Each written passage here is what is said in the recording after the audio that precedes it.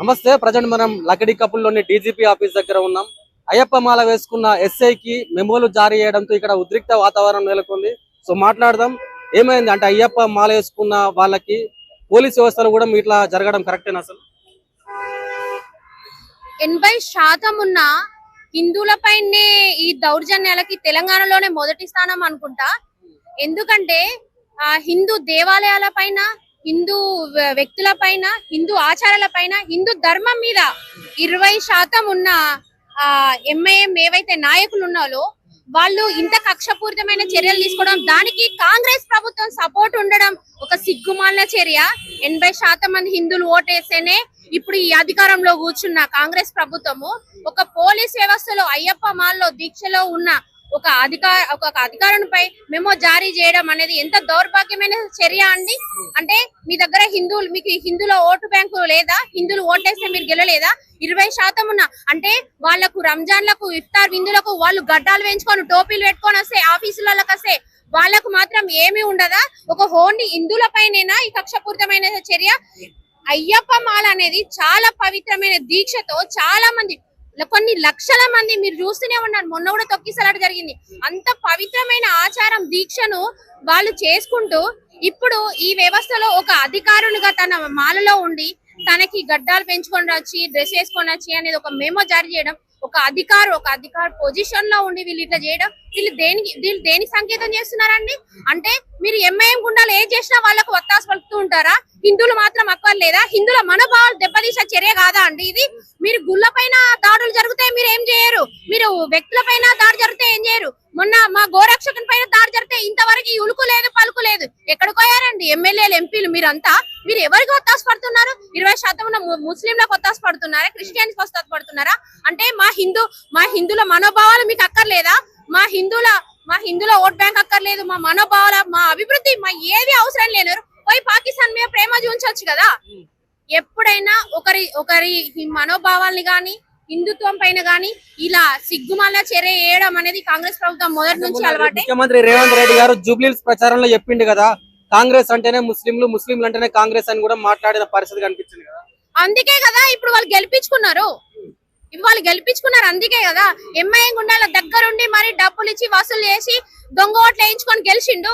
వాళ్ళు ఏమన్నా అక్కడ అభివృద్ధి చేసి గెలిచిరా అండి? ఎంఐఎం నుంచి టికెట్ పొందిన వ్యక్తే కదా ఇప్పుడు కాంగ్రెస్ లో క్యాండిడేట్ దొరకకుండా ఎంఐ నుంచి తెచ్చిన వ్యక్తిని ఇప్పుడు ఎమ్మెల్యేగా గెలిపించుకున్నారు. అలాంటి బుద్ధి, వాళ్ళ వక్ర బుద్ధి ఇప్పుడే చూస్తూనే ఉన్నారు. హిందువులు లేరా టికెట్లు ఇవ్వడానికి కాంగ్రెస్ లో? ఎంతమంది లేరా? ఎంఐ నుంచి పార్టిసిపేట్ చేసిన వ్యక్తిని తీసుకురాని అవసరం ఏముంది? కాంగ్రెస్ అంటేనే ముస్లిం అంటేనే కాంగ్రెస్. వాళ్ళకి అదే కదా ధైర్యం. ఎక్కడ పడితే అక్కడ గన్నులు ఇవ్వడం, ఎక్కడ పడితే అక్కడ దౌర్జన్యాలు చేయడం, ఎక్కడ పడితే అక్కడ బాంబులు ఇవ్వడం, వాళ్ళకి సపోర్టే కాంగ్రెస్ కదా అండి. గత కొద్ది రోజుల నుంచి హిందూ టెంపుల్ మీద దాడులు ఎక్కువగా జరుగుతున్నాయి. హిందూ టెంపుల్లను కూల్చడం కూడా జరుగుతుంది. ఎందుకు ప్రభుత్వం దాని గురించి మాట్లాడతలేదని చెప్పుకోవచ్చు. ఎందుకు మాట్లాడుతుందండి? మీరు ఏమన్నా చేసుకోండి, మేము ఉన్నాం సపోర్ట్ అని వాళ్ళు ఉన్నారు కదా వెనకాల. మీరు ఎన్ని కేసులు, మీరు ఎన్ని దౌర్జన్యాలని చేయండి, హిందువులను చంపి పడేయండి, మీరు ఏదైనా చేసుకోండి, మీ వెనకాల మేము ఉన్నాం రా భయ్. అరే మీకు కేసులు ఉండవు, ఏముండవు, మేము డబ్బులు ఇచ్చి బయటికి తీసుకొస్తామన్న కాన్ఫిడెంట్ ఒక వాడిలో ఉంది కాబట్టి వాళ్ళు అన్ని దౌర్జన్యాలకు పాల్పడుతున్నారు. అదే ఏ ఒక్క హిందూ వ్యక్తి అన్న చూడండి ముస్లిం దగ్గరకే ఏమన్నా పనులు చేస్తున్నాడా? అట్లాంటప్పుడు ఏం చేస్తారు? మొత్తం వాడి మీద చూసి వాడిని రాకుండా బయటికి వేస్తారు. అదే ఒక ఎంఐఎం వ్యక్తి వాడు ఏదైనా చేస్తే హిందువుల పైన, వాడు గంటల్లో క్షణాల్లో బయటకు వస్తాడు. ఎట్లా వస్తాడండి? కాంగ్రెస్ వాళ్ళకి అండగా లేదా అండి? న్యాయం అనేది మొత్తం మతాల వారిగా చూస్తున్నారా ఈ కాంగ్రెస్ ప్రభుత్వము? కాంగ్రెస్ ప్రభుత్వం ఫుల్ సపోర్ట్ వాళ్ళకు ఉంది కాబట్టి ఇట్లాంటి కక్షపూరితమైన చర్యలు హిందువులపై రాను లవ్ జిహాద్ పేరుతో గాని, నిన్న మొన్న మీరు చూసారు బాంబు పేలుల విషయంలో కానివ్వండి, ఎన్ని చూస్తలేమండి సొసైటీలా మనము. వాళ్ళు చేసే దౌర్జన్యాలు ఒకటా రెండా? హిందువుల పైన అరాచకాలు. ఇప్పుడు మీరు మాట్లాడారు కదా లవ్ జిహాద్ కు సంబంధించి, గత కొద్ది రోజుల నుంచి లవ్ జిహాద్ పేరుతో హిందూ అమ్మాయిలను ట్రాప్ చేస్తున్నట్టు కూడా కొన్ని వార్తలు వస్తున్నాయి. దాని గురించి ఏం చెప్తారు? ఈ ట్రాప్ అనేది పెద్ద స్కామ్ అండి. ఇది జరుగుతున్నాయి తెలంగాణలో, ఇంకా ఎక్కువ జరుగుతుంది. మీరు అందరూ చూస్తూనే ఉన్నారు. ఇంజక్షన్లు ఇచ్చేయండి కానివ్వండి, లవ్ జిహాద్ పేరుతో కానివ్వండి, ఒక ట్రాప్ వీళ్ళ సిస్టమ్ అంతా చాలా డిఫరెంట్ గా ఉంటుంది. ఎంత పెద్దగా ఉంటుందంటే వీళ్ళు చేసే అరే పొద్దున్న లేస్తే మనం కూడు కోసం గుడ్డు కోసం కష్టపడతాం, వాడు మాత్రం ఎవడు క్యాస్ట్ పరంగా ఇంకా నిన్న మొన్న తెలిసిన విషయం ఏంటంటే ఏ క్యాస్ట్ అంటే బీసీకి ఒక లెక్క, ఎస్సీకి ఒక లెక్క, ఓసీకి ఒక లెక్క, ఎవడు ఏ క్యాస్ట్ వాళ్ళని ట్రాప్ చేస్తే దాని ప్రకారం డబ్బులు ఇస్తారంట వాళ్ళు. అట్లా కూడా వాళ్ళ ఒక భారీ స్కామ్ ఉందండి. అంటే వాళ్ళు డబ్బుల ఆశ చూపించి హిందువుల అమ్మాయిల పైన ఈ లవ్ జిహాద్ పేరుతో కుటుంబాలను విచ్ఛిన్నం చేసి హిందువుల మీద కక్షపూరితమైన సాధిద్దామని ఎవరైతే ఎంఐఎం గాని ముస్లిం వ్యక్తులు గాని ఉన్నారో ఈ పేరుతో హిందువులను మొత్తానికి హిందువుల సంఖ్య తగ్గించాలి అన్న ప్రయత్నంలో మభ్యపెట్టే క్రమం అయితే జరుగుతుంది. ముఖ్యంగా కొన్ని పండ్లలో ఇంజక్షన్ చేసి హిందూ ఉత్పత్తిని తగ్గించాలనేది కూడా కొంతవరకు వార్తలు వస్తున్నాయి. దాని గురించి వార్తలు రావడం కాదండి, అది ప్రూవ్ అయింది కదా, అందరూ చూసారు కదా. ఎందుకంటే సంచలనం సృష్టించిన విషయం అది. అంటే హిందువుల దగ్గర వాళ్ళకు 5 మంది 10 మంది ఉంటారు, కానీ హిందువులలో 2 లేదా 3 లాస్ట్ వరకు. ఆ 2 ముగ్గురిని కూడా చాలా దేశము దేశభక్తి మీద ఆ ప్రేమతో పెంచుతారండి.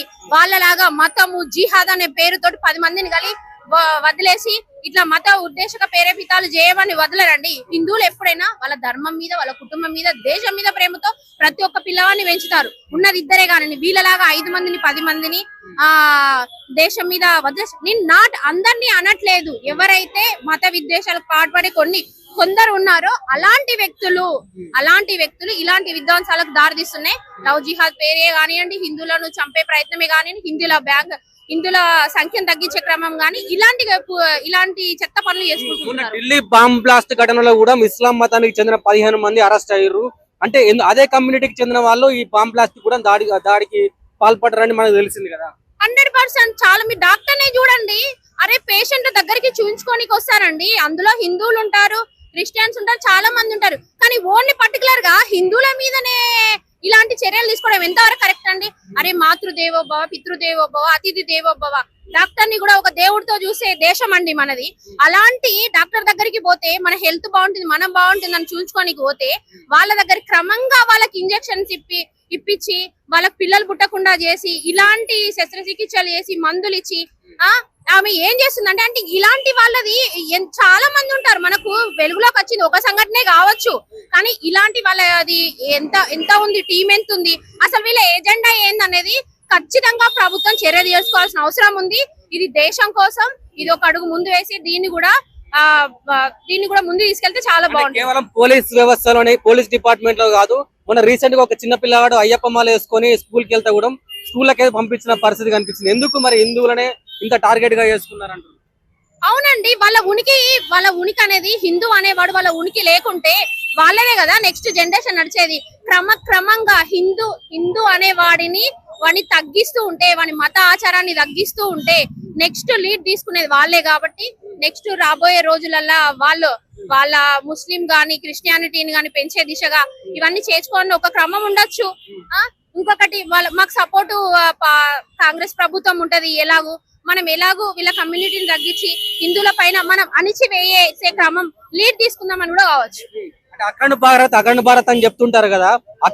ఒకవేళ అఖండ భారత్ నిర్మాణం అయితే చుట్టుపక్కల ఉన్నాయని ముస్లిం దేశాలే ఒక మాకు ప్రధానమంత్రి కూడా మేమయ్యే అవకాశాలు ఉంటాయని చెప్పేసి అంటున్నారు కదా. 100% వాళ్ళు అదే కదా ఆ చర్యగా దానిలో భాగంగానే 80% ఉన్న ముస్లింలని ఒక్కొక్క ప్లేస్ లో, ఇరానీ కానివ్వండి, మన ఇస్లామిక్ కానివ్వండి, వీళ్ళు కొన్ని దేశాలు ఉన్నాయి కదా, ఆ దేశాలన్నిట్లో ముస్లిం ఏమిటో మొన్న లాస్ట్ కి కాల్చి చంపేశారు వాళ్ళని. అంటే బయట ఎవరున్నా, జమ్మూ కాశ్మీర్ లో చూడండి హిందువుల పైన ఎన్ని దాడులు చేస్తున్నారు ముస్లింస్. ఒకప్పుడు జమ్మూ కాశ్మీర్ హిందువులతో ఉండేది, ఇప్పుడు ఎంతమంది హిందువులు ఉంటున్నారు, ఎంతమంది హిందువుల పైన దాడి జరగలేదు. ఇప్పుడు కూడా అంటే రాను క్రమంగా ఇస్లామిక్ దేశాలుగా మార్చుకునే క్రమం అయితే జరుగుతుంది. దానికి పెద్ద ఎజెండా ఉంది, పెద్ద వ్యక్తులు ఉన్నారు, దానికి సంబంధించిన పెద్ద వ్యవస్థ, పెద్ద మనుషులు ఉన్నారు, పెద్ద టీమే వర్క్ చేస్తుంది. మనం హిందువులు ఎంతసేపు దేశం కోసం ధర్మం కోసం అంటాను, కానీ వాళ్ళకి అలాంటి ఎజెండా లేదు. ఎంతసేపు హిందీని నాశనం చేద్దాము, వాళ్ళని ఆక్రమించుకుందాము, మనం ఇస్లామిక్ దేశంగా మార్కాలని ఒకటే ఒక నిదానంతో ఉంటాడు.